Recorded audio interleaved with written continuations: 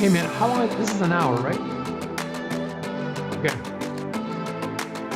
I was making sure I've got my stuff sorted out in preparation.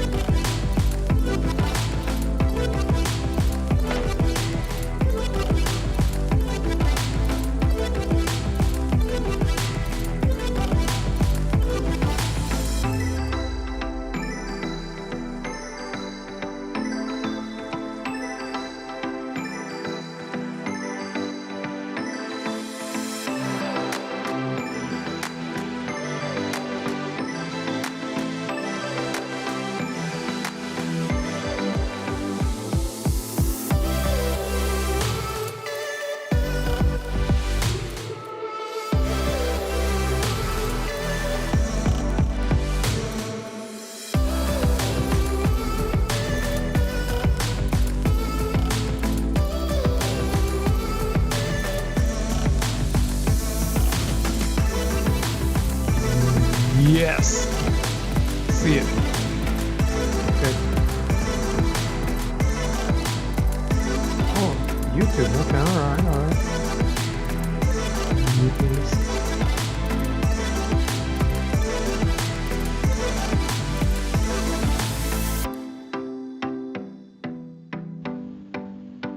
Okay.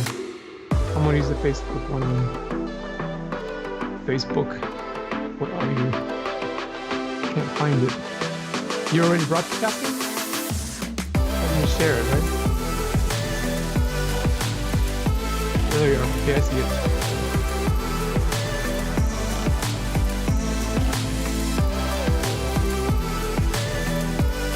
Okay, I'm done. Shared it.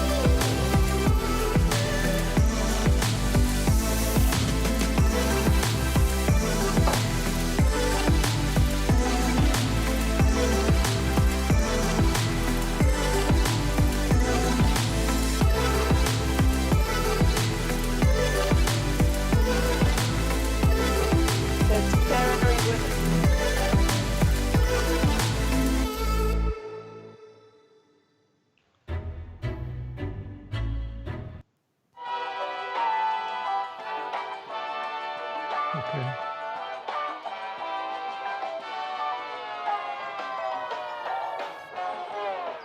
Whoa. I didn't see that one. What did Jada Pinkett do? Oh no. I'm so behind.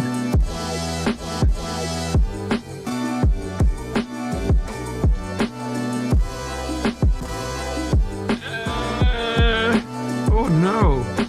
Why, Jada? Why did you do that to Will? Will's got his own. Hasn't he had his own? Okay.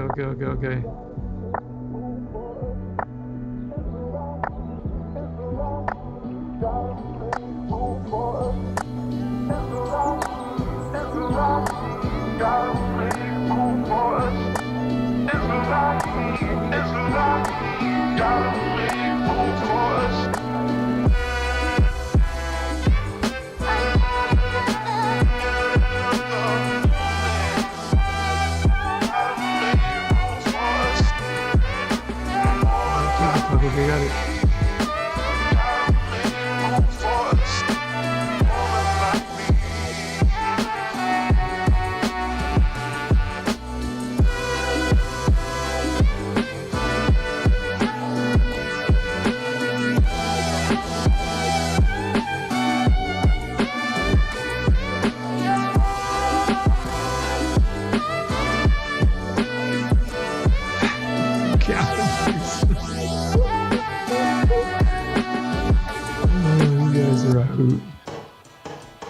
All right.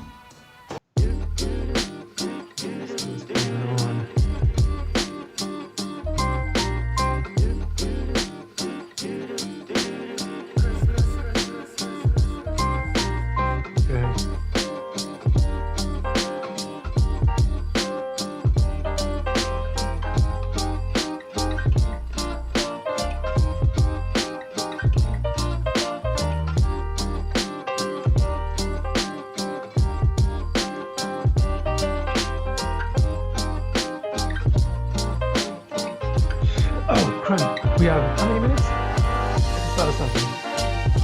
4 minutes, yes, minutes.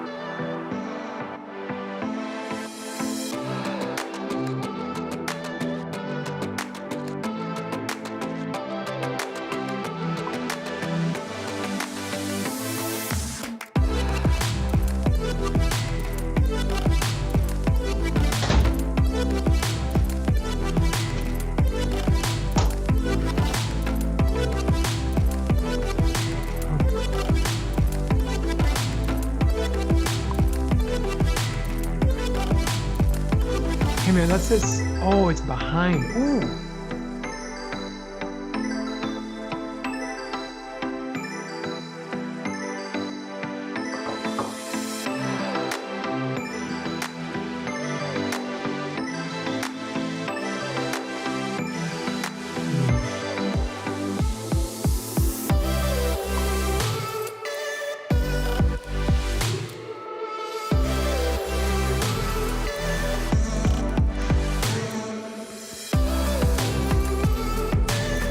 Bro, how's your family before you get on? And ask that on the caller.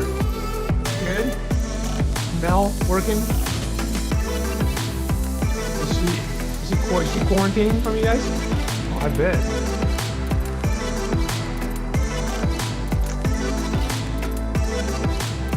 Yeah. I can't imagine that. I can't imagine for months now, bro. For months. So she not... Is she coming home?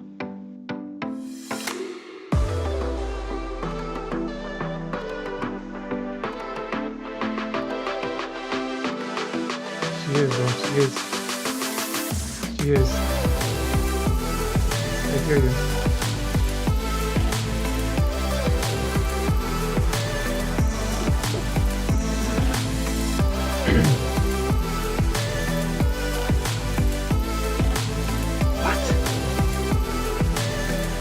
No.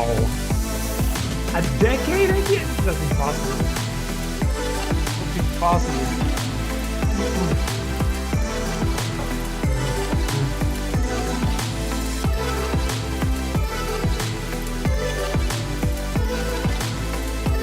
Yeah, bro. Yes. Yes. Yeah, exactly. Yes.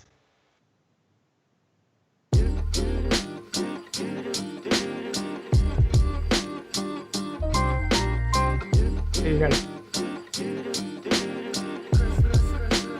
Okay. Okay. Okay, what is your audience usually? What is who's watching? Do they watch it after mostly or live?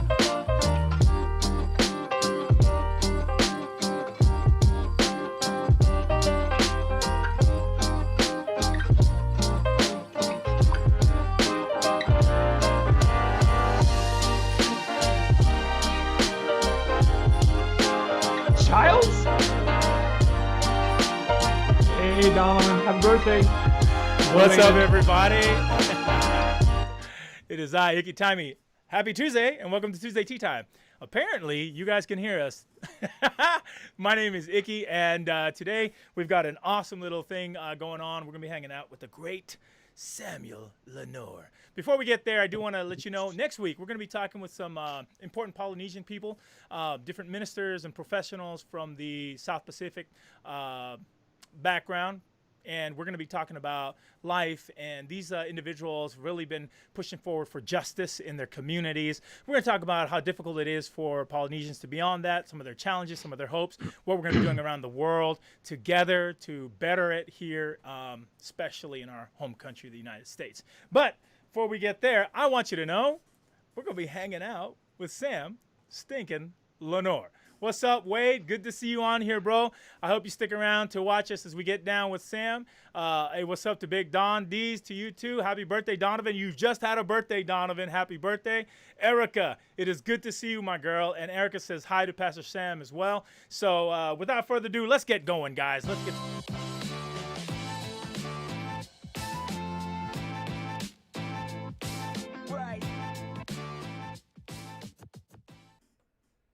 Hey. Hello, everybody. If you don't know this guy next to me, his name is Sam Leonor. What's up, Sam? No, Sam, you can't use my line. Use your line. That's tea time. Tea time. Speaking of which, what are you drinking, my bro?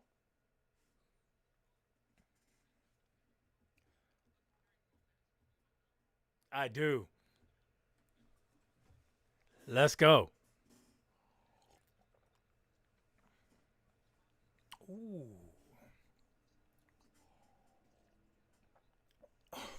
Brian.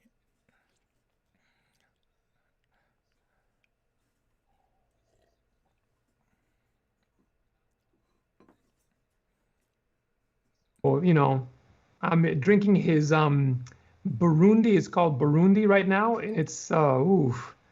It's so good. Can we say that? It's so good. It's all good. Yeah, is there a place for me to sing a little bit in this on this tea time? There's always place for you to sing. Hey, can you guys hear Sam now? Is Sam coming through? What's up, everyone? They're saying that, Sam, you are muted and that they can't hear you. So I'm just going to wait a second here. Can you guys hear Sam yet? Can you hear Sam? He had this whole spiel. It was really good, too. And he did a little song. And, shout out to Brian Fowler. Brian, if you watch this or catch this, Sam has just called you his barista. Did you say barista? Barista. Ooh, my barista. Good. Too good. Okay, there you are. Sam, now you want to sing? You want to sing a little bit? Can you hear me? Can you hear me now? Yeah, we can hear you. And you sound good. Well, I don't know how, do I sound good now? Okay, well, anyway, what I was saying is that I am drinking coffee from my good friend Brian Fowler, who roasts in his basement in Ottawa, Tennessee.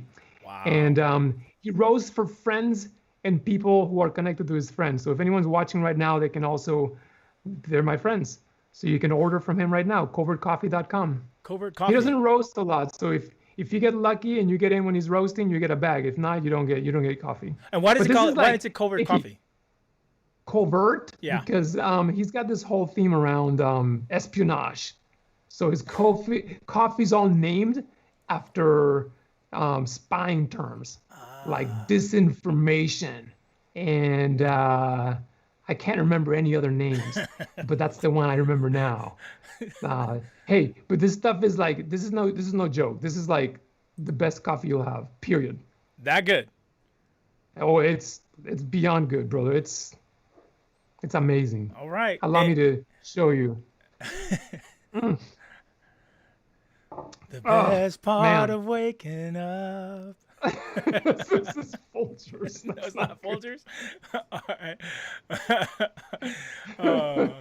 right. Sam, my bro. So can you tell us a little bit about your story, man? So tell us, because you weren't born in America, were you? That accent tells me you were born not of America. I'm sorry. I'm just gonna call it out, man. By the way, if you're watching along, we are with Sam Leonor, and we're just going to get kicking off here. If you have any questions or comments, feel free to drop them in here. We'll pop them up. Sam will answer them as we go. Sam knows everything about anything. So go ahead and feel free to ask and comment. Wow. Us a little bit about you, man. Give us a synopsis of where Sam came from. A lot like you. Mm-hmm. I was thinking about this the other day, actually, that you and I are so similar. Yeah. We were both born on islands, right? Yep. You were born on an island.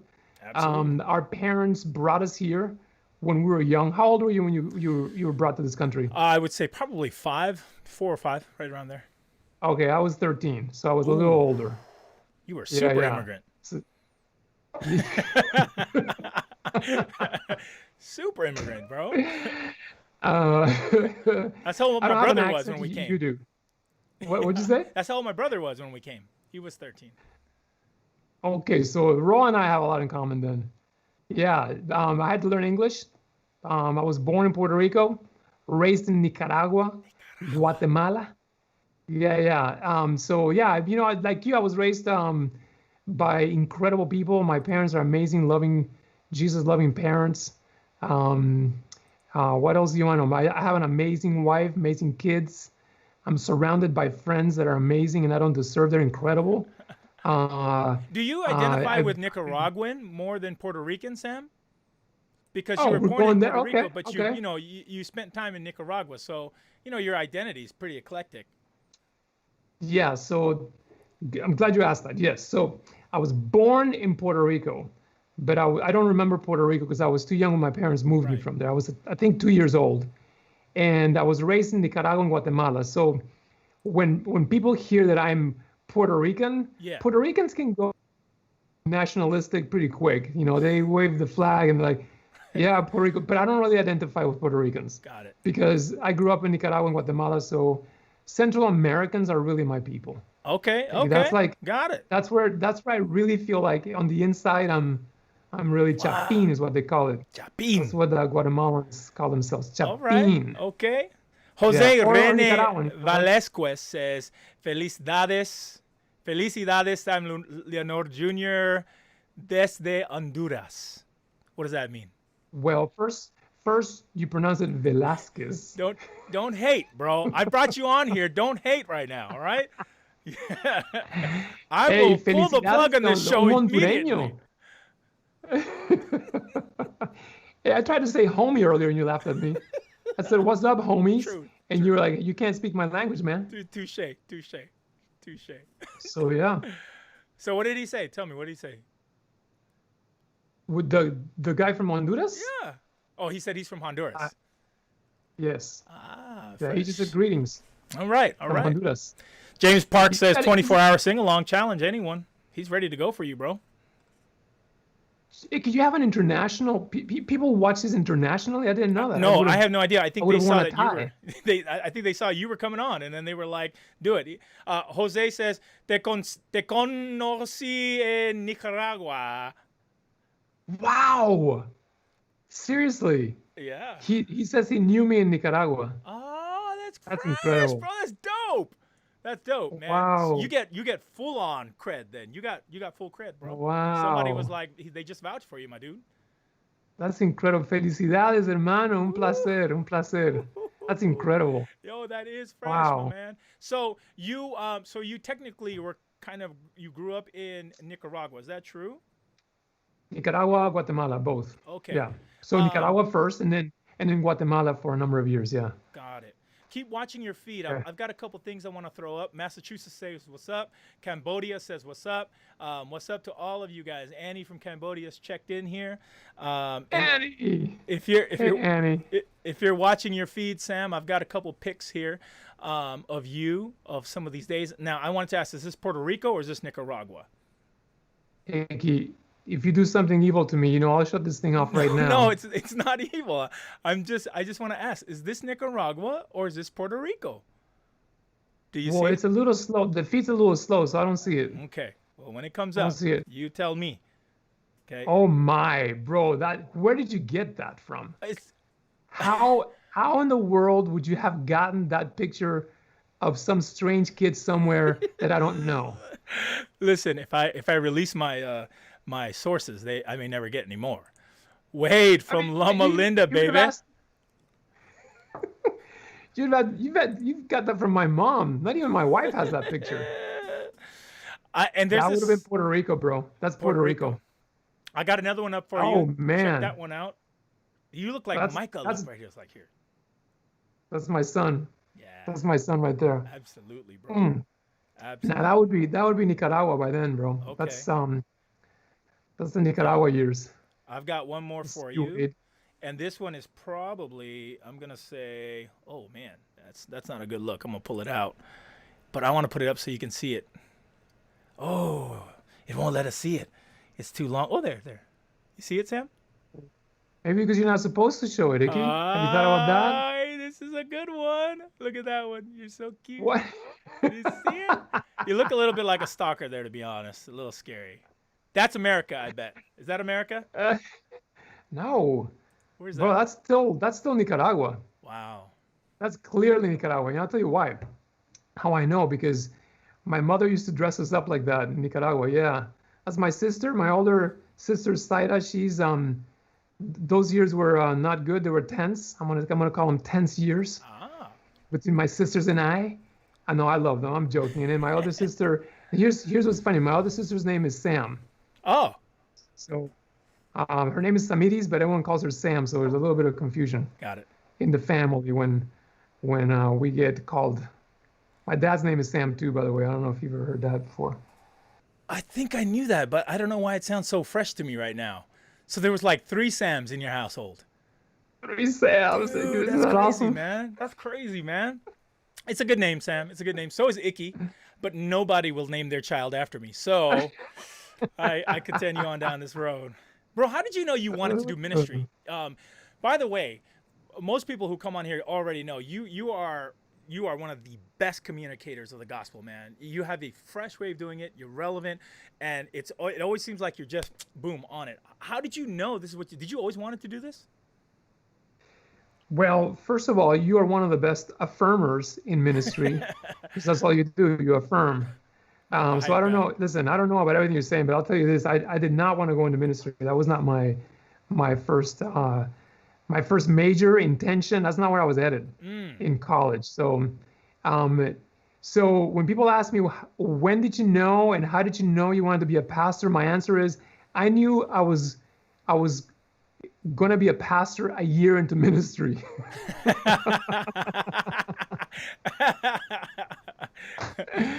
This is not a joke. Look, I think God was leading me to ministry and I just didn't want to do it. So immediately after college, I wanted to be a teacher, but my student teaching experience was not great. And I don't think anyone was recommending me to the classroom. So I couldn't find a job. And I had this girl I wanted to marry. All And right. her deal was, you find a job, then we'll think about getting married. So the only place I found work was at a church that needed a youth pastor, like a youth intern kind of, like a part-time task force thing. They said, come over and serve our kids for 6 months. And after that, if you like it, maybe you can stick around for a whole year. So I loved it. I spent a year there, still not thinking, oh, this is how it begins. So this is how God baptizes me into ministry. But after a year, I couldn't imagine doing anything else. After a year, I knew, oh, this is okay.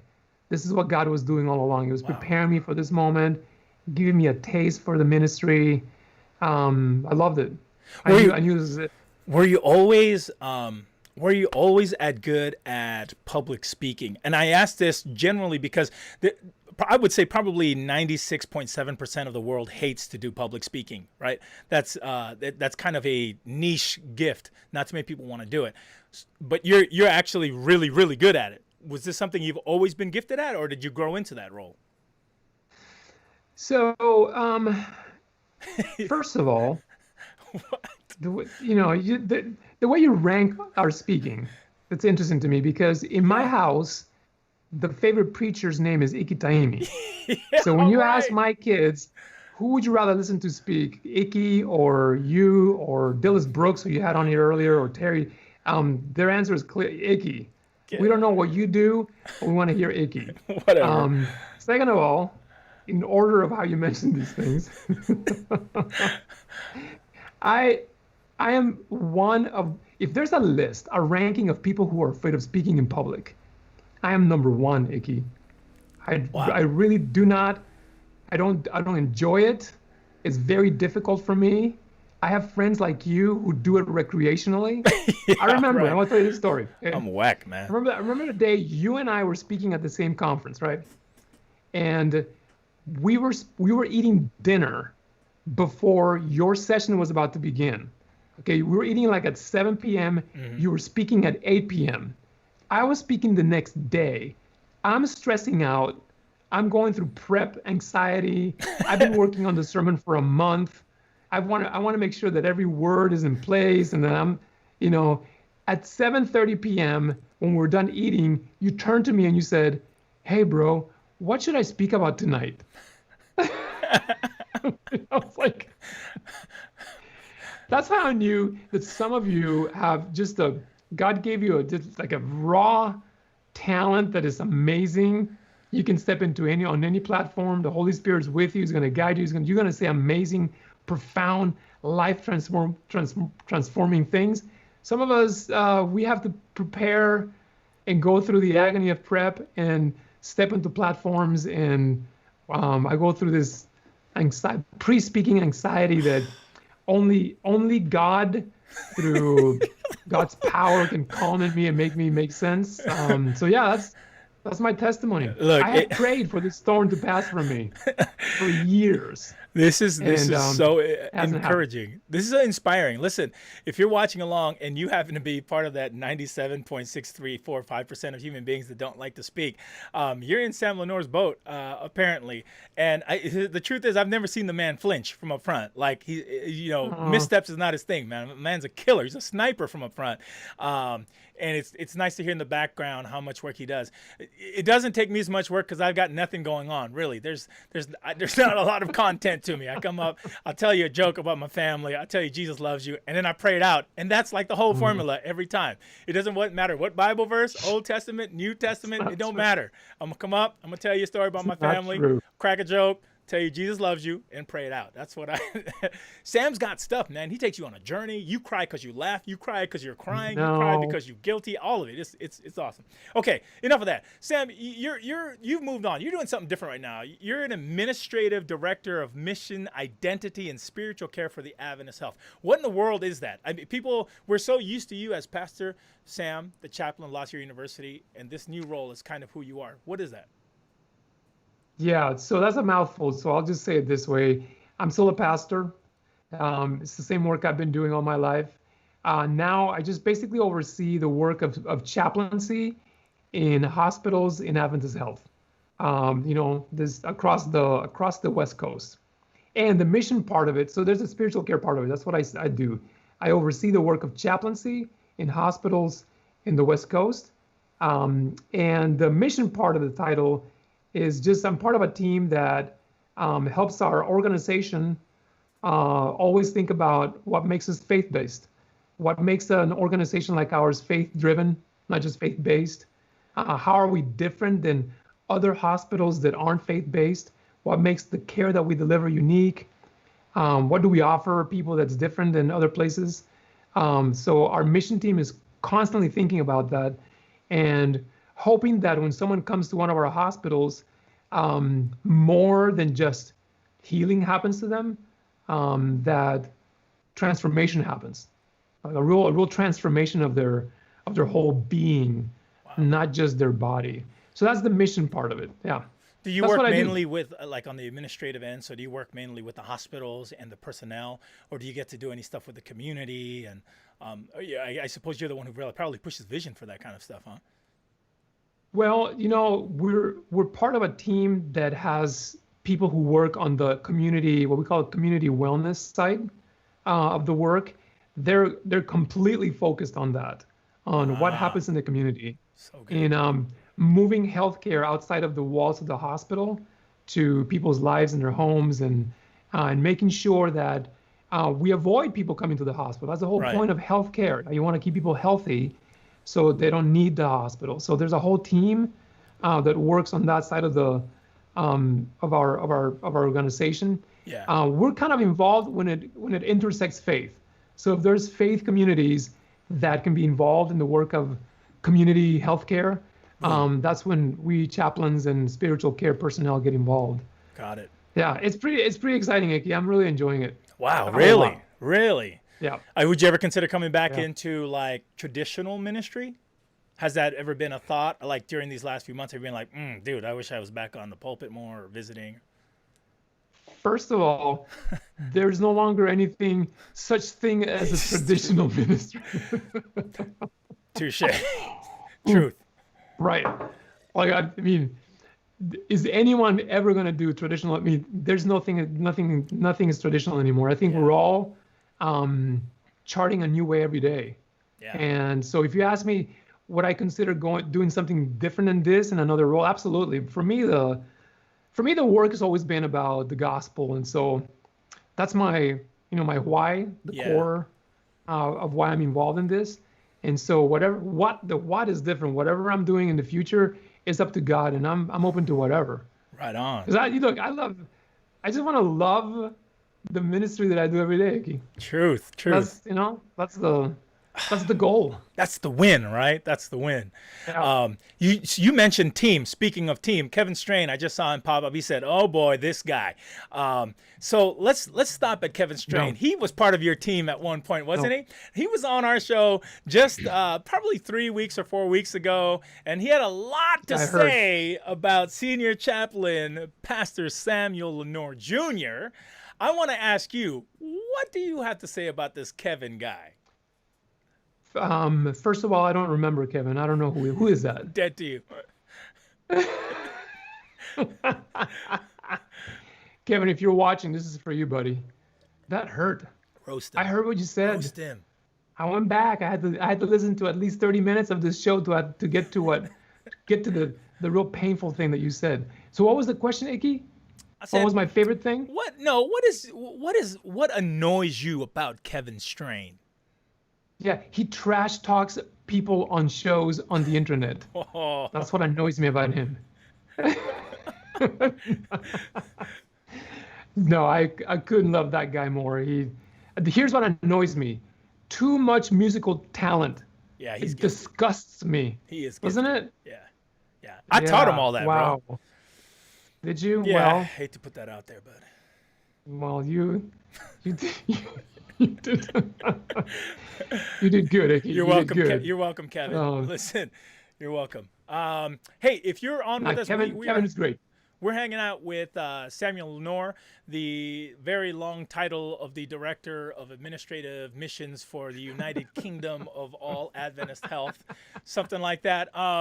Feel free to jump on. I want you to pop up a question into our comments. Would you ask Sam a question right now of something that you've always wanted to know about him? If you're watching along, ask a question. Maybe he was your chaplain 20 years ago, 18 years ago, 7, 6, 5, 3 years ago.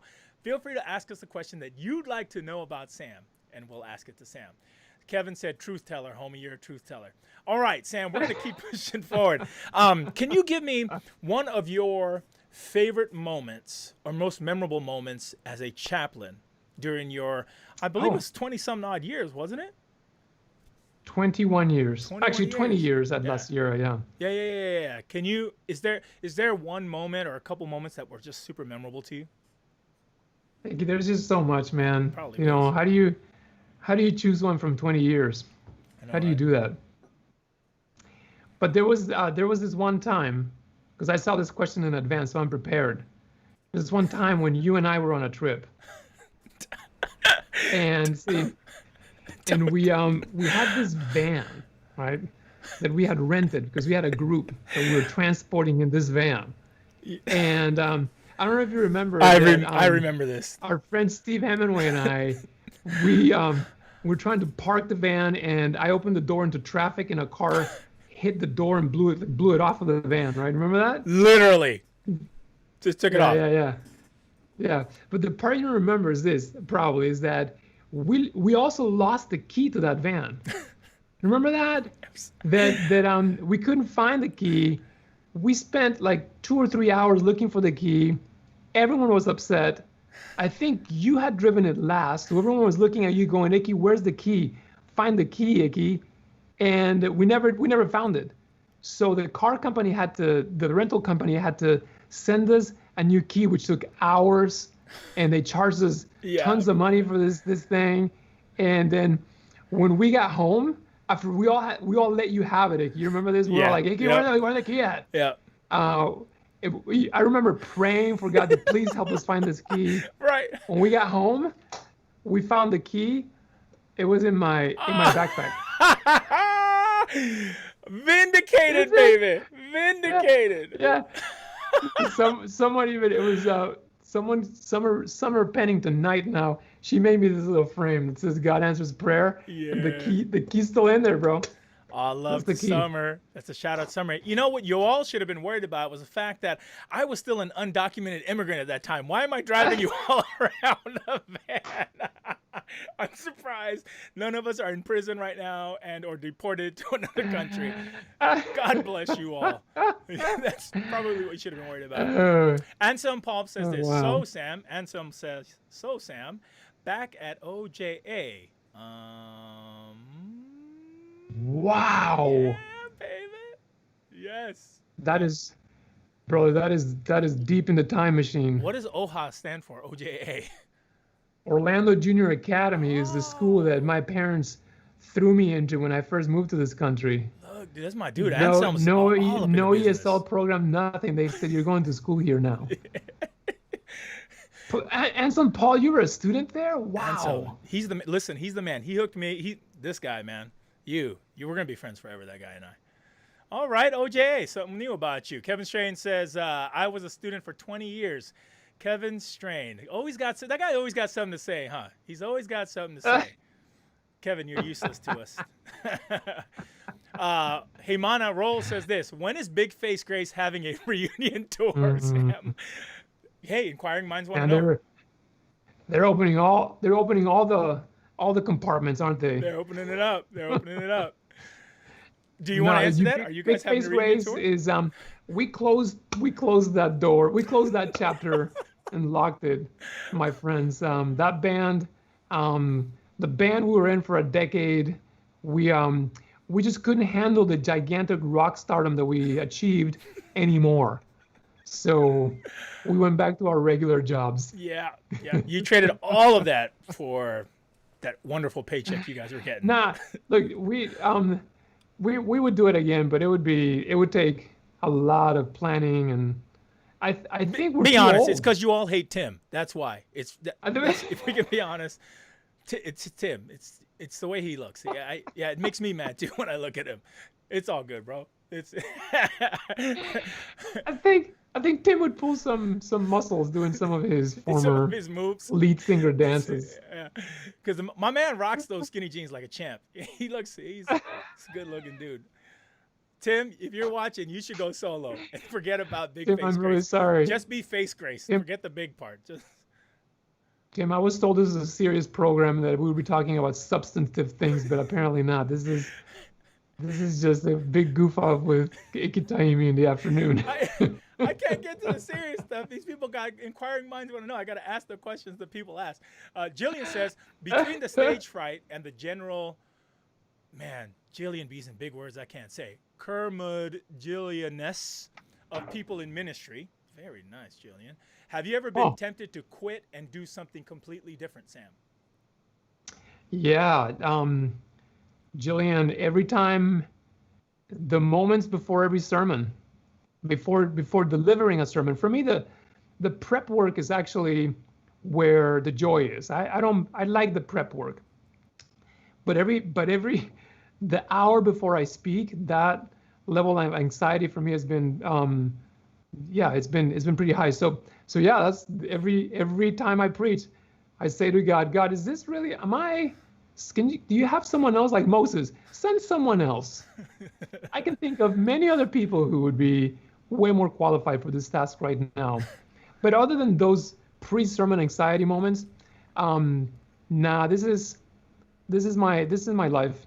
Wow. Like there's so much wrapped up in my life and my soul and my calling, all that now in this, that no matter what kind of ministry I'm doing, this is it.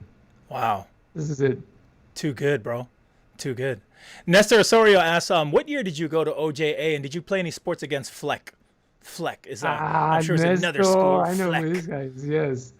No, it was way before his time. 84, 85, man.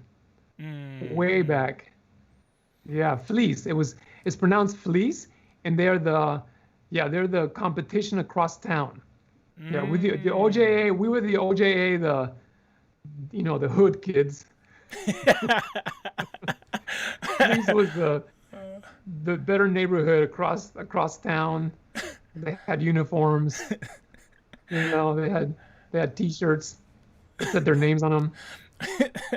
You guys didn't have that. No. All right, No. let me ask you a question, Sam. I've got a few questions we got to roll through, so I want to pop back in here. But feel free, you guys, to keep popping them in here. We're gonna play the Leave One, Love One really soon here. But just before we do, I got a couple more questions for you. You have a gift, Sam, for starting trends. Like, you're able to get something trending wherever you tend to be, and you have a knack for creating it and moving it along. How do you do that? Is that something that's innate that people just like because you're like, you're Sam, like people love you? Or is it because like you're intentional about what you do? I'll give you an example. I never thought in the world that I would do this kind of call, but you got up in front of chapel one year. It was probably in the 1800s or something like that. I don't know, it was a while ago.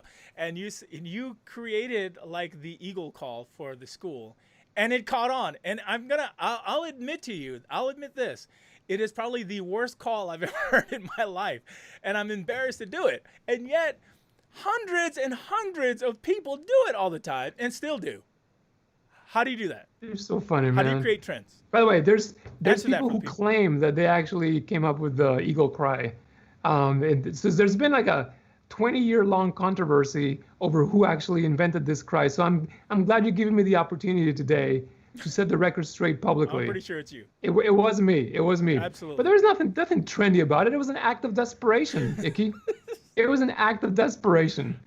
When I arrived at La Sierra, the school spirit, there was zero morale. There was like no one cared. We had a basketball team and no one went to watch. And I remember one day I was watching a game with a couple of students. We were losing by like 50 points at first quarter, and it was just so sad. I finally said, we've got to do something. So we don't have a mascot. We're the Eagles. So I just stood up and I shouted, "Watch out for the eagle!" And then I did what I thought an eagle sounded like, which is nothing. It was so bad. Nothing remotely related to the sound I made. And I think people began to copy it because they thought it was funny, not because they were inspired by it. It's like when you do that thing where you're mocking it, and then you mock it so much you start to do it like as part of your routine. Yes, because when you first did it, I was there when it first went down. When it came out your mouth, I was like, "What is this?" Yeah. And it was like an explosion of deep love, and it was like you were speaking to the heart of people and what they were struggling with in their life. It was like it was a thing, it's man. So funny. Wade says the sad part is that he still hears it in his house too often. If he's talking about the eagle cry, Wade, that's tough, man. That's tough stuff right there, bro. Sorry, Wade. Sorry, man. Okay, this is what we're gonna do, Sam. We're gonna play a quick game. Ask a couple more questions, play another quick game. So this game we're going to call Blast from the Past. I'm going to ask you to put some blinds on, and I'm going to bring on a special guest and our special guest. So hurry up and put those blinds on before our special guest comes in here. Okay, and, this is a real thing. Okay. Yep. All right. And our special guest, if you are available, I want you to come on right now. And our special guest is going to say a few things and try to mislead you a little bit, and then you have to try to guess who it is. All right? Who it is? Yeah. This is terrible. Rob Kelly says that Sam is the best. Lena. All right. Let me see if homeboy's here, or homegirl, or home thing.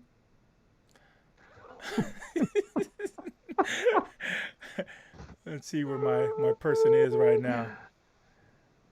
Otherwise, let me ask you another question while you're underneath that. Oh, good. While you're underneath the veil. Looks like the little game didn't work. Okay, let me ask you something. You worked for 20 years in a place where you were surrounded by young adults, a lot of young adults. Attractive people. They're in their youth. They're very talented.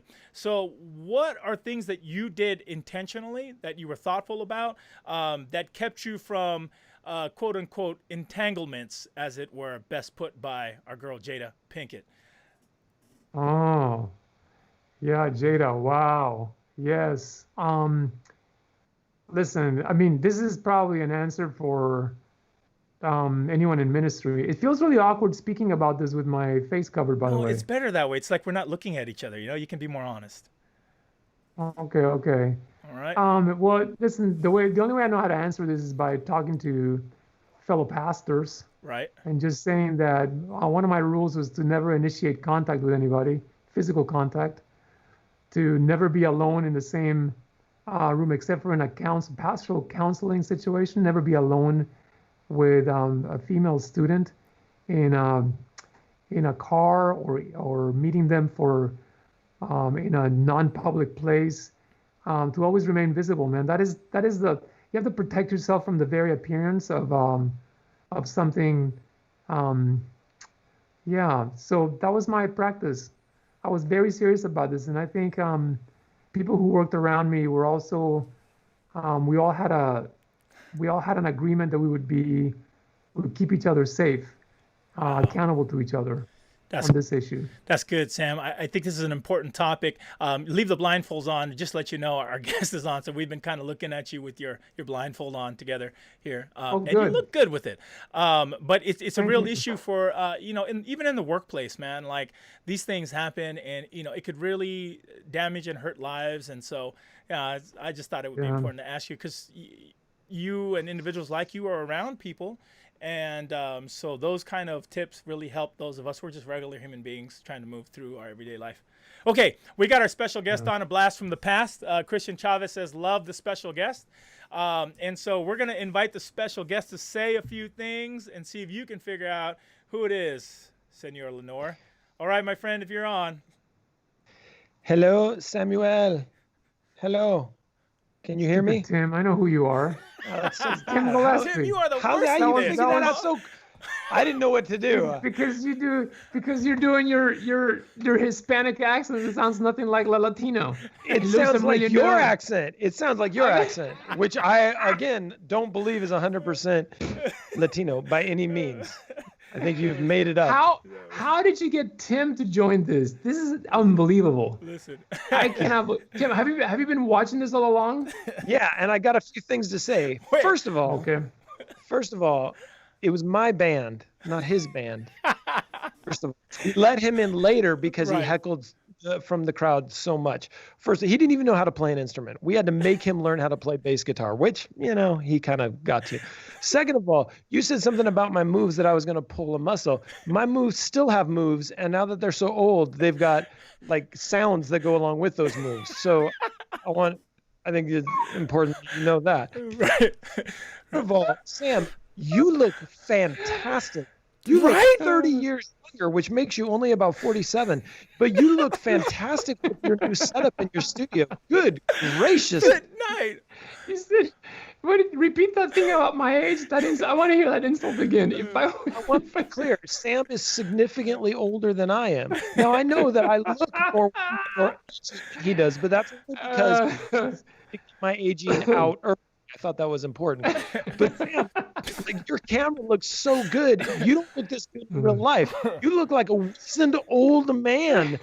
Been homeless for 30 years, but you look like a captain of industry. Listen, hey, Rolando is asking. He said, "Hey, could you guys do a little bit of the Big Yellow Bus?" they're ready for a little bit of the Big Yellow Bus right now. We don't play music anymore. We have gone beyond that. That was our misspent youth until we were like 35. Misspent youth until we were 40. I was 40, bro.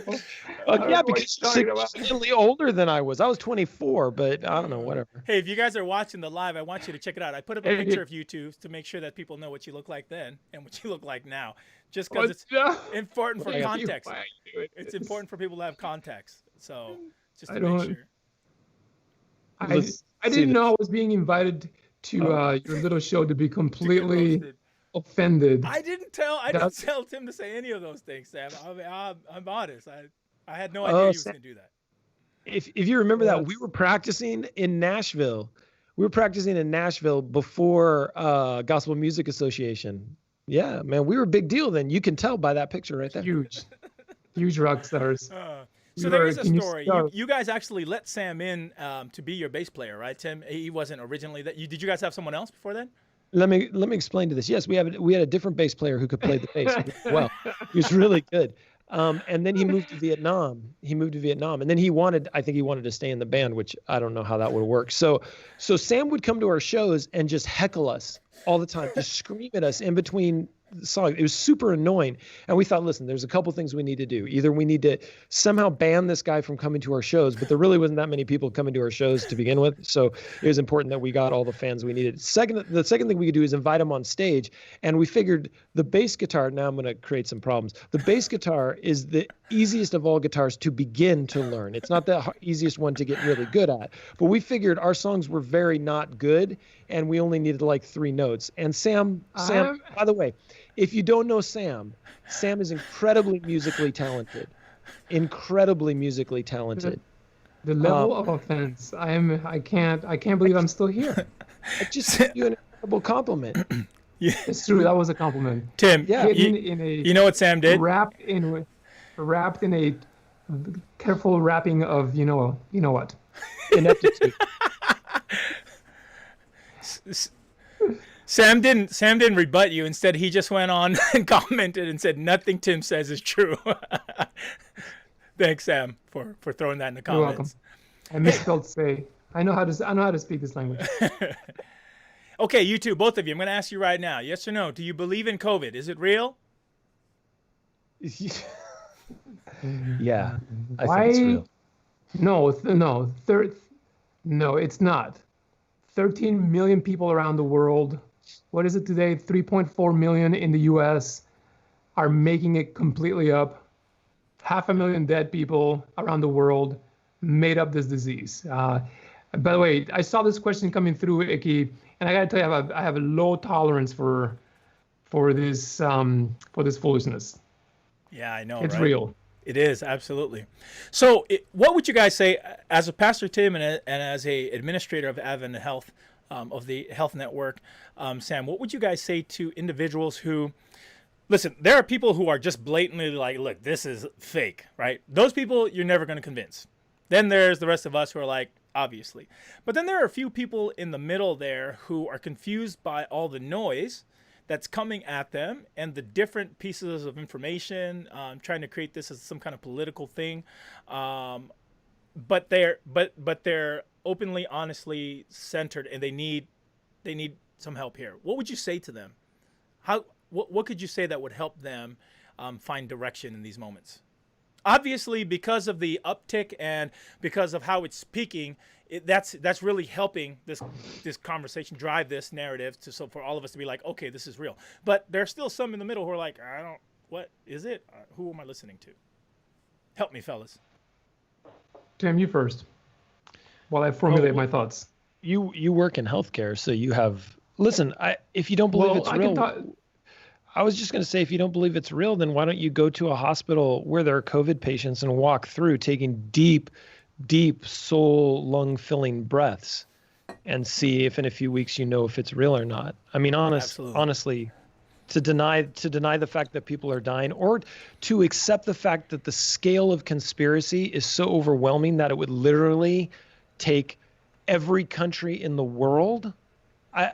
That's a pretty organized conspiracy theory. The cabal that runs it all is pretty impressive at that point. It's ludicrous. This is real. Yeah. Go ahead, Sam. Well, I was going to say, I was going to suggest that I address it from the healthcare side, and you would address it from the pastoral, it wasn't really church side of things. It wasn't really healthcare that I was giving. Icky, I think Tim is right, and all joking aside, talk to a healthcare professional. If you don't believe that what's happening is true or is real, if you're buying into the conspiracy theories that get more and more ridiculous every single week, I hear a new one that's just more outlandish. Yeah, just talk to an ICU nurse, like you have, Icky, I know, and ask them, tell me about the symptoms Tell me about what you see and what you care for, the people you're caring for. Tell me about the families and what they go through when someone's positive. Tell me about what it's like to have to announce that someone has died from this terrible disease.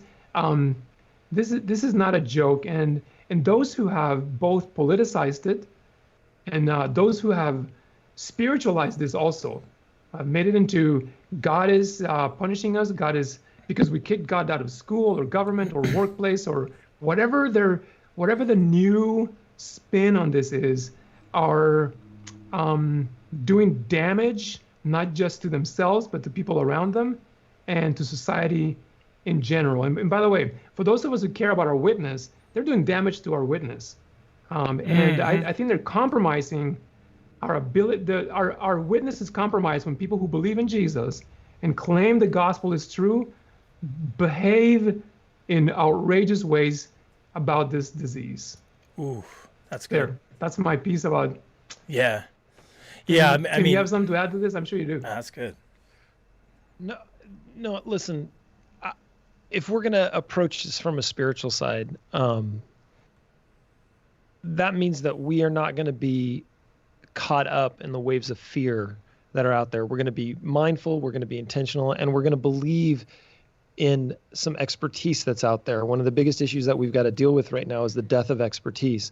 And just because you see something on Facebook or something on Instagram or something on some channel that you watch, you need to be discerning. And that's one thing that the Holy Spirit can help you do. So let's not rely on Facebook and its algorithms to give us the truth. Let's rely on the Holy Spirit that will lead us into all truth. And that starts in Scripture. That does not start on your social media platform or your favorite subreddit. Boom, boom, baby. It also Tim, but it also means that we need to begin to respect. There's been an erosion of respect for expertise and for authority. Yes. Over the course of decades here. But I think the other thing that's we're kind of losing is a communal sense of wisdom. Mm-hmm. Right? We can't retreat into a corner of our home and scroll through Facebook and consider ourselves well-informed. I think it takes us reaching out to people that we know and trust, that we know are wise, who make good decisions that lead to health and wholeness and more life. Gather as many people as you can in their opinion and trust the counsel of your community. That's crucial. Yeah, people in fact, who buy into the conspiracies are actually ignoring the cloud of witnesses that God has given us, I think. Right. Good. Yeah, right. Sorry. There's one fundamental principle also. It's a pillar of Christianity, which is to put others before ourselves. I mean, if we're just going to work off that tenet, just be mindful and empathetic towards it. Even if you don't fully believe in this thing, even if you think it might be a hoax, but there's a possibility that someone else might be harmed because of your discomfort. According to our Christian principles, be discomforted so that someone else could quite possibly be saved, right? So, wear a mask. Just do it. It's good for you. And like some of these other comments have said, go visit a hospital. Go check it out. Just like you fellas said, Nestor said that his daughter works in the ICU in Florida, and they're packed out, right? I mean, there's a lot of going on out there. So be empathetic. Get to listening to some wise counsel out there. There are people who know what they're doing. Thanks, fellas. Hey, let's do this. As they continue to come in with the comments, feel free to hit them back and share. But we're going to play a little game because we're moving on, all right? So are you ready to play with us, Tim? Yeah, man, whatever you need. I'm happy to jump off too because this is Sam's time. No, more games? We're gonna play No, Tim's sticking around to the end now. This game we're doing this together, bro. Love one, leave one. Love one, leave one. Okay? I'm going to give you two things. You've got to decide which one you love, and that thing will be in your life permanently for the rest of your life, or leave one. And the thing that you decide to leave, that thing disappears from existence so that no one could ever use it again. Okay? So you get two things. You have to choose which one stays, which one goes. Everyone out there, I am with Sam Leonor and Tim Gillespie. Feel free to play along. Get your fingers ready on the keys, my keypad warriors, and start putting your answers in. I'm going to move to the next scene, and as I do, I'm going to fix Tim in there, and then we'll get started. Okay, fellas? You get a minute and a half, by the way. 1 minute and 1/2. Minute and a half? All right. Sam, I need you to move to your left just for a little bit there, just during this time. Can you move to your left, Sam? There, a little more. Is that better? No, more? A little more. Like, move over. That's it. Okay, cool, perfect. Okay, here we go. All right. All right, fellas. I'm going to put the timer up, and then we are going to get rocking. You get a minute and a half to answer these questions. Ready? Set. Go. Mexican food or Italian? Oh, Mexican. Mexican. All right. Easy. John Legend or Taylor Swift? John Legend. That's the hard one. That's tough. You only get a minute and a half, tough. Sam. Come on. Okay, Taylor. You hated to say it out loud, didn't you? Needles or blood?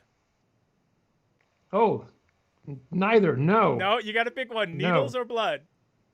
No. Let's get rid of blood. Okay, blood is Yeah, gone. blood. I'm with Tim. Blood. If I had to You're gonna choose get one. needled every day then. Coldplay or Switchfoot? Coldplay or Switchfoot? Ooh, Switchfoot. Oh, gotta Because gotta they're be my Switchfoot. friends. All right. Taste Love or you, sight? Romy. One has to go, one has to stay. Taste or sight? We say the one that goes first. Is that You is can that just it? say taste stays or sight goes. Taste. Sight stays. Taste goes. I'd rather be able to see. Yeah, I think so. I think that's right. All right, all right. Japheth or Alex? Hey, I'll take Alex. You take Japheth. We get rid of both of them finally. This is like asking us to get rid of one of our brothers, man. That's tough. Okay, listen to bad sermons or be a mediocre preacher for the rest of your life. Oh, time's up, but I'm going to let you answer this one. I'll listen to Tim the rest of my life. Oh, I don't know what that means. That's Then if he's solid, to listen bro. to me the rest of my life, I'm going to preach bad sermons the rest of my life. That's too good. That's too good. That's too good, man. Oh, you guys. Hey, you did pretty good. You two did pretty good. No, you didn't. You didn't do too but it was fun watching you guys struggle through that. Thanks for doing that. And thanks for playing along, everybody. Donovan chose Japheth. So that means, Alex, Brian, according to Donovan, you're gone out of existence, my bro. Ooh, ouch. Okay, what is the very center of the gospel for you both? I'll start with Tim. Tim, what is the center of the gospel? And then that'll give you some time, Sam, to think that through as well. Yeah, man, the center of the gospel is what Jesus did for us on the cross. Everything drives us to that and coalesces away from that. It is the only thing, and that leads us to a full expression of what God's love is for us. It's a completely Trinitarian experience. It's Jesus on the cross, man. That's the apex of all of Scripture. Oh, bro, that's good. Yes. Do you want to just say that too? Well, Tim and I are brothers, and he's basically put it the way I would say it too. I would add this, that something Tim says often that I love is that Jesus is not just the center, he's also the circumference. And we really don't need to add a whole lot more to that. Wow. That is what we often do. We just keep getting Jesus all kinds of, add-ons and accoutrement. That's French. But we don't need to. Just Jesus. He's the center. That's it. Wow. So how does one speak? Sorry, Sam, I just missed that last part. What did you say? That last part? That was done. That was it. So how does one speak from the center of the gospel with relevance and meaning? Like, how do you communicate that? You're both very powerful communicators. You have a way of presenting and speaking truth into life. How do you do that? How does one take that center of the gospel and communicate it with relevance and meaning? You go, Sam. Sam. Well, listen, Jesus is always relevant. So you don't have to make him that's good. relevant. You just begin by communicating the gospel because you know it. So which means that you got to know it. You got to know him. So I think we all know a person that knows Jesus so well that you know they step into the room, they don't need graphics, they don't need illustrations, they don't need fancy lights, they don't need anything. They are thoroughly in love with Jesus, like my grandma was. We all know somebody that transforms the room because they enter it, not because they have a lot of education or because they have a lot of knowledge or because they've achieved a ton. It's just that they know Jesus, and that's the kind of person I want to be, because we're always communicating whether we're speaking or not. And I want to know him, and I want him to always be relevant. He's always relevant, so we don't have to make him relevant. You, Tim. Of course, not only agree, but resonate with what you said. So when you speak the gospel, you're speaking a dual narrative, right? It's a narrative of your life, and it's a narrative of your life in God. Jesus will always come through that when he is truly the center of your life. And if we're looking for anchor points in our life, there's none greater than Jesus. But just like Sam said, you have to know him. It is different to know about someone than it is to know someone. I remember in one of our one projects, this girl said, she was a young girl in our Q&A, and she said, it's sometimes like we have this list of things we love about our partner, and we go to our partner and we say, hey, I've got these 28 things that I love about you. And your partner goes, yeah, but I'm right here. Let's go to lunch. And they're like, well, no, I really like these 28 things that I've written about you, and I'd like to talk about these more.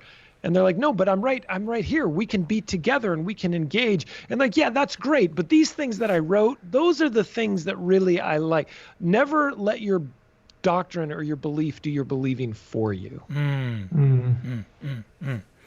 So on this subject, as we're talking from the center of the gospel, and we're talking about communicating in a deep and relevant way, how do we speak towards the injustices that we deal with in our current issues around us? How do you do it? How do you suppose the church should bring voice to discrimination and brokenness, and still find a way to bring along those who may not necessarily agree or may not see it completely and fully? And you can pick any current issue you want to. There's a plethora right now, and once they're done trending, they'll still be there. So we've got to work through this. How do we give that voice, guys? I think you've got to pray for the breaking of hearts. I think that we are so entrenched in our worldviews. And worldviews take a long time to change, but I think we're so entrenched that it's really hard. The only way that we can change those is to have conversations that are crucial, that are important, to ask God to open up our hearts when we can't open up our hearts, and believe that the Holy Spirit is transformational and can change people at a DNA level.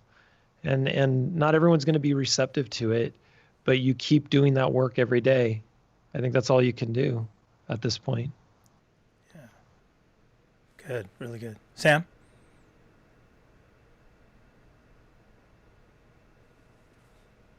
Sam chose sight, not voice, so we can't hear Sam anymore. Sam, we see your lips moving. Yeah, did we lose his I think Sam audio? Lost his feed. Sam, did you lose your audio, Sam?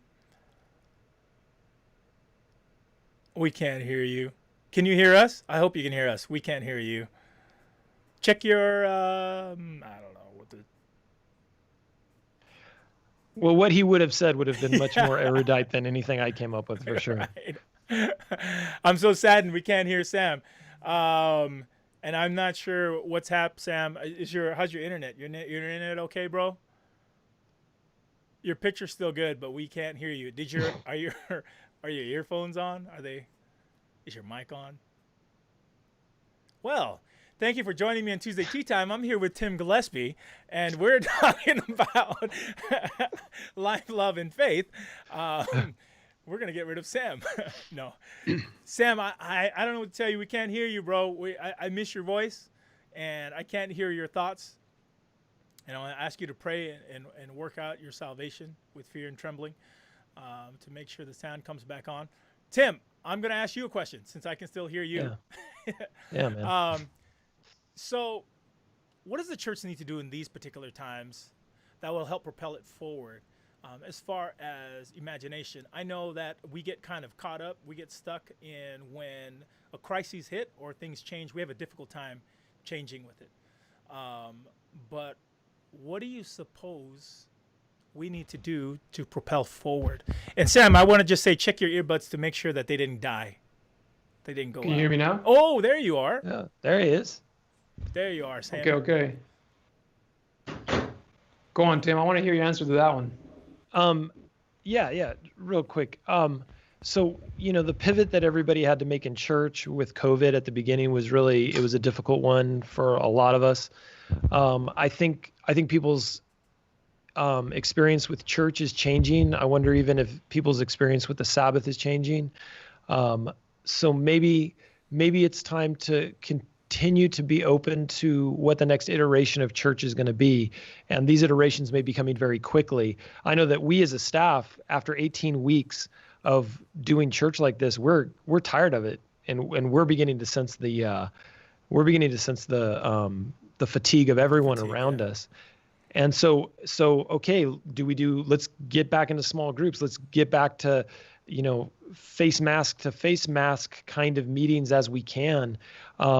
Listen, the church will prevail because the church does, but we have to be willing to be really flexible in what that looks like and maybe redefine what we believe church to be, because the gospel says where 2 or 3 are gathered. It doesn't say where 2,000 or 3,000 are gathered. Preach, and bro. as someone who pastors a large church, we sometimes feel like we're failing when it's not those kind of numbers. Ooh. And we have to remember that the metrics of God have nothing to do with the metrics of man. And they are a metric that gauges hearts. And so we need to move beyond vanity algorithms that we see on our social media for how many people are stopping by on a Facebook view. Wow, preach. And move into the real heart change. And maybe that's what this time is calling us to. Though maybe the model of church that we have been running, and I say this fully invested in that model of church, understand. Right. Yep. Maybe it's time for us to rethink this, because I don't think Jesus was was sitting on the Mount of Olives underneath an olive tree with his disciples saying, you know what we need? We need more haze. That would really make this church service better. And I've had that conversation.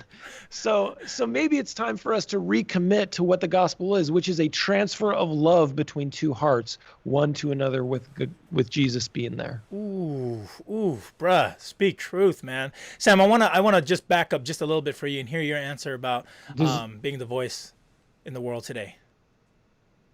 No, listen, what Tim said is like, listen, this is why I listen to Tim every week, by the way. I don't remember the last question. What was the last question before this one? The last question was basically, how can we speak from the center of the gospel towards a lot of the current issues that we're struggling with, whether it be injustices or discrimination, the pandemic. There's a billion things happening right now. How do we speak from the center of the gospel in such a way that it makes sense and that is impactful? Got it. Yeah, got it. I remember now. Listen, I don't. I think what I've noticed from a lot of Jesus followers over the last couple of months is some timidness. There's some timidity and some fear about speaking things that are going to have consequences.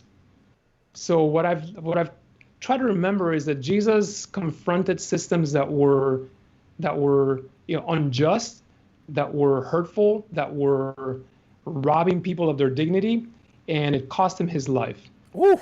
And his followers were part of a movement that transformed the known world and are constantly at work doing the work of transformation.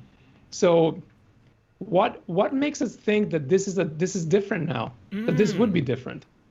So what we're being called to now is the same thing that we've always been called to, is the work of Jesus in the world. Now, when I hear people call it when people say, well, we don't want to get too involved in politics, well, saying that a Black Life Matters is political. It's a political statement. Saying that we're going to respect the recommendations of healthcare professionals about COVID and wear masks, and those are political statements. We are actually participating in the work of running a society, which is the actual definition of politics. Now, there's negative politics for sure. There's rhetoric that divides.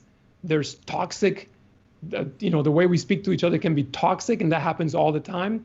But the people of Jesus are always engaged, always at the front of the line, not waiting, by the way, for the Supreme Court to rule in our favor so that we can go and do good in the world. When we're trusting the empire of man to guide our lives and our thinking, we've sort of surrendered our citizenship in the kingdom of God. And I think that's what we're being called to right now. And this is pivotal, man. I think we're living in an age right now we're living in a time where the next chapter could be so different if we really engage without fear. We do this. Man, listen, if you're just joining us, I am with two of the most brilliant communicators of the gospel, Sam Leonor, Tim Gillespie. We just hit some money makers right now. Your whole hour was worth getting to this point and hearing some of the things that they're sharing right now. I do have a question from Will Guile. We're actually over time, so we're going to wrap up. We're going to have a couple more questions and just wrap up here. But Will Guile asked this question to both Tim and Sam, and I don't know why he included me in there, but thanks for the inclusion there, my bro. I'm going to ask this to Sam and Tim. Both of you are somewhat celebrities within the Adventist Church. Whether you like to admit it or not, this is a bit of a reality for your lives. So I agree with Will in that sense. Both of you are, both in the United States and internationally. Have you ever struggled with staying humble when you have that reputation? How do you stay real and transparent? So it is true. Anytime, and this is just true about life. Anytime we get any kind of attention, right? We have this temptation to feel like good about ourselves. And it just so happens you guys hold pretty big stages wherever you go. What do you do? Do you struggle ever with humility, and how do you deal with that and stay real? Go ahead, Sam. Sam. The very answering this question somehow gives the appearance that I admit to being a celebrity, and that's really just, to me, just gross. Right. Like I don't even know how to function with that definition, and I reject it. First of all. Second of all, I take the trash out at my house on Sunday night. That's my job.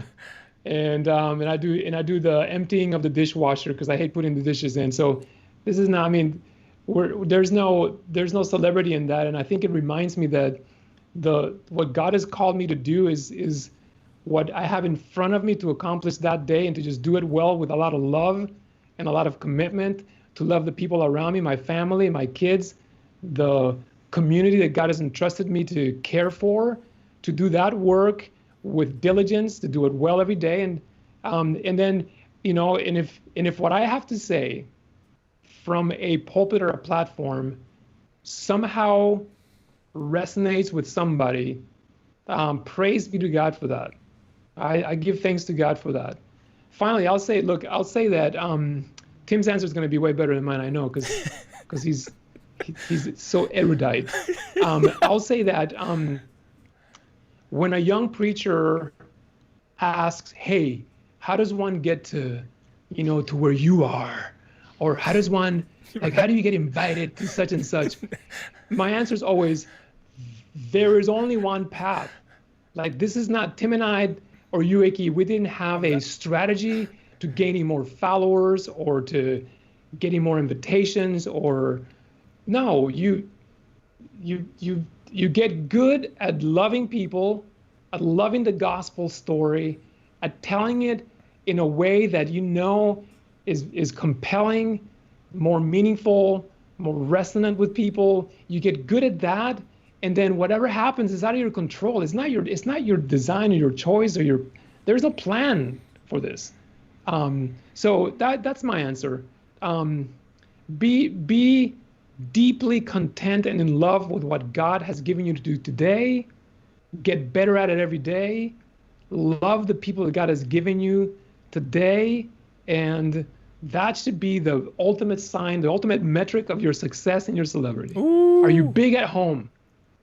Did you take the trash out big? Did you drive the kids to school big? Did you do the laundry big? Right. Anyway. No, that's really good, man.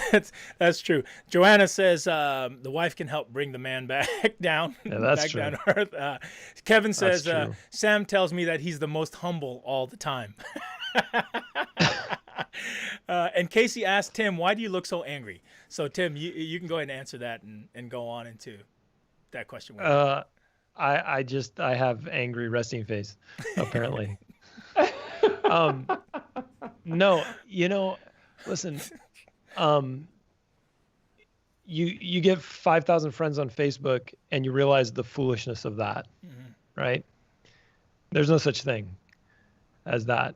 I became deeply uncomfortable when people started saying, resting Tim face, I like that, Casey. I become very uncomfortable when people say, oh, you have a bunch of followers on Instagram, because no one should follow me. I'm a follower. And so if you're not seeking Christ and you're seeking me, you're going to be deeply disappointed. There's a vanity that comes with the idea of celebrity, and there's, quite honestly, there's a benefit that comes to it in a broader scope. And as pastors, there's very little benefit for more people listening to you other than the bigger responsibility of having to share the gospel to a bigger and more diverse group. It's a sacred calling, a sacred responsibility, and quite honestly, I don't love it all the time. Truth. But you do, like Sam said, you do what God has given you, and some of us are gifted for this, some of us are gifted for other things. I think it's unfortunate that the idea of celebrity comes to those who can do one thing relatively well. Right. Because I have people on my staff that are so much better than I am at so many more impactful things than I am, but yet I get more attention for what I do. And that's really, truly a tragedy, because the gospel takes a lot of different shapes and forms. It's not just the ability to put together a sentence or make someone laugh. It's much more important than that. And to speak to 2,000 is no greater job than to do a Bible study with, a 13-year-old kid who's discovering grace for the first time. Yes. So we have to hold it all in tension. You know what I mean? Right. Really good. Hey, you guys, is it just me, or do you hate hearing yourself preach? Am I the only one who feels that way? Like, I hate hearing myself preach. I don't know if it's my voice that doesn't, it doesn't sound the same when I'm talking and when I'm listening to myself. I annoy myself. Just me. All right. I'm sorry, guys. I love listening to your voice, Icky. You stop it. The sultry tones of Icky. Listen, I tell you what, I'm just thankful that the Lord has kept me this far in life. I had no idea where God was taking me as a undocumented immigrant for most of my life. Man, I praise God every day, man. I wake up, I get to eat, I get to hang out with my kids. That's a win, man. But I hate hearing my own voice. We're going to keep moving on. Okay, 2 more questions, and we got to end out because we've gone long past our time. Everybody, thanks for sticking with us. If you're just catching up with us, I have the wonderful pleasure of hanging out Tuesday Tea Time with Sam Leonor and Tim Gillespie today. What would you tell yourself if you got to see what would you say to yourself 20 years ago? If you had a chance to tell yourself something 20 years ago, which would make you about 42, Tim, if you could tell yourself something 20 years ago, what would you tell yourself? I know exactly what I tell myself. Shut up. Stop talking. Read a book. You could learn something before you just keep talking. Good gracious. Develop the ministry of listening. Of listening. Exactly. No, what I would have both said, answering just this? real quick, what I would have said, just real quick, what I would have said is hold on to those good friends that are real, because you're going to spend a lot of time on the people who are just going to continue to drag you to places you don't want to go. You know, that was actually going to say the exact same thing. I was going to say the friends you choose 20 years ago, the friends you choose now, it's so crucial for your future. Who your community becomes as you get older.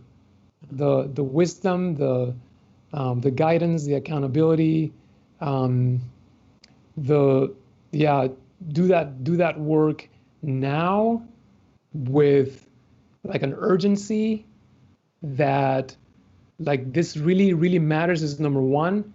You will reap incredible fruit in the future. And I'll say it right now to you, Iki. You know, Tim and I are brothers, and this is one of the best decisions of my life was I chose Tim.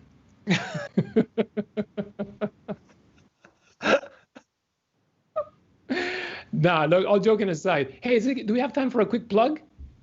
Tim and I have a little podcast that we do. We've been hanging out for what, 25 years, Tim? Yeah. And for 25 years, we'd have these, hangouts where we talk for hours and hours and hours at Denny's in the middle of the night. And then finally, one day, about 3-4 months ago, we said, why don't we record these hangouts? So they're recorded, and you can listen to us on, Tim, what's the title of our podcast? All right. Well, it's called Today's Presence on the Crosswalk Podcast platform, but we're going to change the name because really it's Tim and Sam, Sam and Tim. That's all it is. Or Sam and Tim, Tim and Sam, because that's what we call it most of the time. So we got to change the name. We do. But what's clear is, Iki, back to my answer, is that I think this is an example of the decisions you make in your 20s that will have an impact and consequence for the rest of your life. Yeah.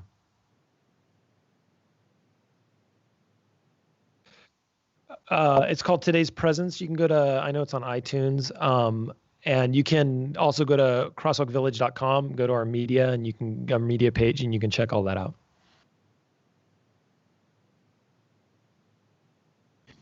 Yeah. There's a picture of Sam hugging somebody on it, so it's, you'll know.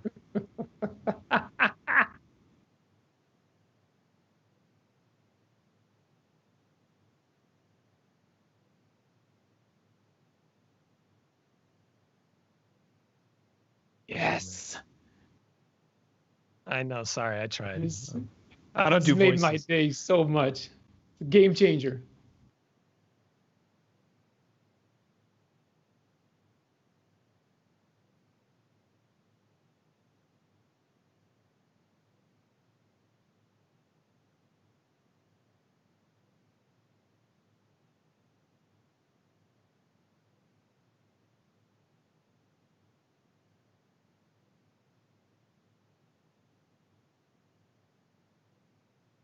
It is true. It is true. Thank you so much, Jillian, for letting me know. And Matthew, yes, I was I was muted. My bad. I had to fart. No, I'm playing. Okay, moving on. So here at the end, we've been doing these since like March, and we've been doing them because of the COVID. We wanted to create good content to bring out into the world, to collaborate with people that are doing good, meaningful, deep, profound things, and helping just incite goodness. So here at the end, I want you to, I said I needed to fart, but I was just playing around. I didn't need to fart. Maybe I did. No, I didn't. Here at the end, could you guys share with me something encouraging or inspiring for those who are watching along? Speak to our peoples. Speak to our young adults in Southern California. Speak to those who will be catching this later on. Inspire the church, my friends. Go ahead, Sam. No, you, Tim. You first. If you aspire to be anything, aspire to be the best expression of Christ that you can be in the world. Nothing else matters. I don't care what your occupation is. I don't care what any of it is. Your position is. Aspire to be like Christ. And I have a heart for this right now for some reason, but if you're not sure if you're doing that, go back to your last 30 Facebook or Instagram interactions and see what they were. And if the outcome is not positive that you're putting out into the world, either change it or stop talking, because we need more Jesus, not more divisiveness right now. That's my piece. So good. Yeah, that is good. That is good, Tim. My word is, Tim's is an action word. Mine is a blessing. I used to say back in March, this too shall pass, is going to pass. But now I'm actually saying, I'd rather say, God is with us. God is with us. And isn't that the promise that God has made to us in Scripture? More often than I will deliver you. God has said, I'm with you. I am with you. I'm with you. So no matter what you're going through today, no matter how dark it seems, no matter how crazy those numbers look every day, no matter how tense it appears around us, and it's a real valley right now, God is with us. God is with us. Wow. That's good. Friends, thanks for hanging out with us. If you are just joining, we're just finishing up with Sam Leonor, Tim Gillespie, some great brothers who are doing wonderful things in the world around us. I want to just let you know to, as you leave here and as you're struggling with some of our current issues, as you're dealing with the pandemic, as you're feeling a little isolated and alone, remember, God is with us. I hope you have a blessed week. We'll catch up next Tuesday when we're hanging out with the Pacific Islanders for Justice.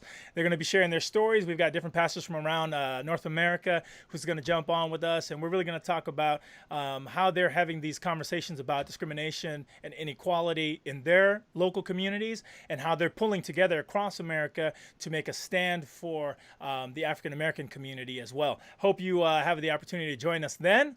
Until then, be safe, be good, God bless, and remember, God is with us. Thanks, fellas. Loved having you guys on today. We'll catch up later. All right. Thanks, man.